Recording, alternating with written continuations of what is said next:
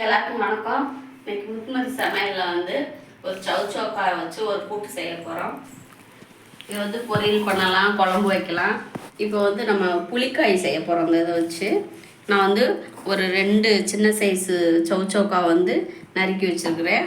தோலெலாம் சீச்சிட்டு இந்த அளவுக்கு தான் கட் பண்ணி வச்சுக்கணும். ஒரே ஒரு சொலை புளி கரைச்சி வச்சுருக்கிறேன். ஒரு தக்காளி, கொஞ்சம் சின்ன வெங்காயம், 2 பச்சை மிளகாய், மல்லி, கருவேப்பிலை தாளிக்கிறதுக்கு. ஃபஸ்ட்டு வந்து நம்ம அடுப்பு பற்ற வச்சு நான் வந்து ஒரு செம்பு தண்ணி ஊற்றி வச்சுருக்குறேன். இந்த காயை வந்து ஒரு 3/4 பதத்துக்கு நம்ம வேக வச்சு வச்சுக்கிறணும்.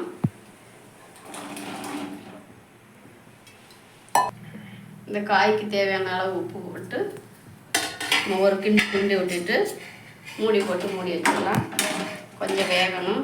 சவுச்சோக்காய் வந்து ரொம்ப நல்லது, நீர் சத்து உள்ளது, அடிக்கடி சாப்பிடணும். எவ்வளோ நேரம் இது வந்து ஒரு 5லேருந்து ஒரு 7 நிமிஷம் வேகணும்.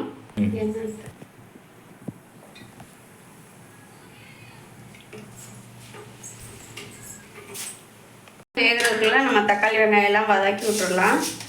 ஒரு கடாயை வச்சு கொஞ்சமாக எண்ணெய் ஊற்றிருக்கிறேன். ஒரு 2 ஸ்பூன் எண்ணெய் ஊற்றிருக்கிறேன்.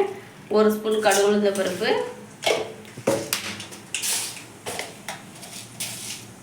ஒரு 1/4 டீஸ்பூன் வந்து வெந்தயம், நறுக்கி வச்சுருக்கிற சின்ன வெங்காயமும் பச்சை மிளகாவும் போட்டுடலாம்.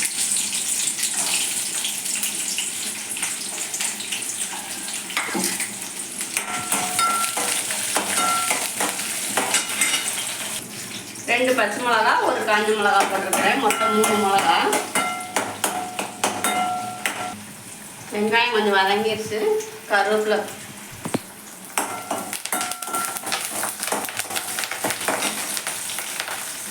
இப்போ வந்து தக்காளி போட்டுடலாம்.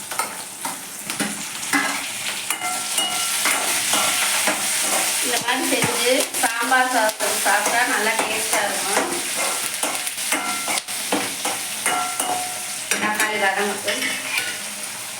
தக்காளி வதங்கிடுச்சு. நம்ம வந்து மஞ்சத்தூள் போட்டுக்கலாம். ஒரே ஒரு சிட்டியில் வந்து மஞ்சத்தூள் போட்டுக்கிறேன். வந்து பெருங்காயம் போட்டுக்கணும்.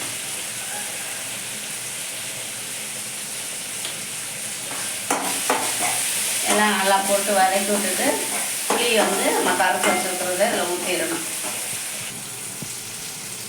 புளி வந்து ஒரு சொலை கரைச்சி வச்சுருக்கிறத வந்து ஊற்றிடலாம். இந்த பச்சை வாசனை போகிற வரைக்கும் நல்லா கொதிக்க விடணும். புளியோட வாசம் போகிற வரைக்கும்.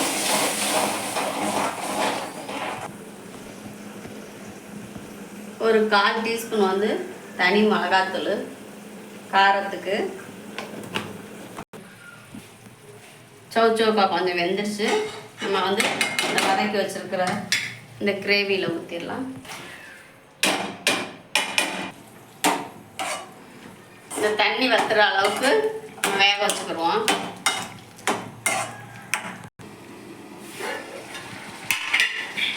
காய் நல்லா வெந்து தண்ணிலாம் வத்திடுச்சு. காய் வேக வைக்கும் போது வச்சுருந்த தண்ணி தான், நம்ம தண்ணிலாம் ஊற்றலை. இப்போ வந்து லைட்டாக கொஞ்சம் உப்பு போட்டுக்குவோம். கொஞ்சமாக உப்பு போட்டு இந்த மல்லியில தூவி விட்டுடலாம். அவ்வளோதான், முடிஞ்சிச்சு. நான் சர்வ் பண்ணி காமிக்கிறேன். செம்ம டேஸ்ட்டாக இருக்கும் இந்த மாதிரி வச்சு சாப்பிட்டா.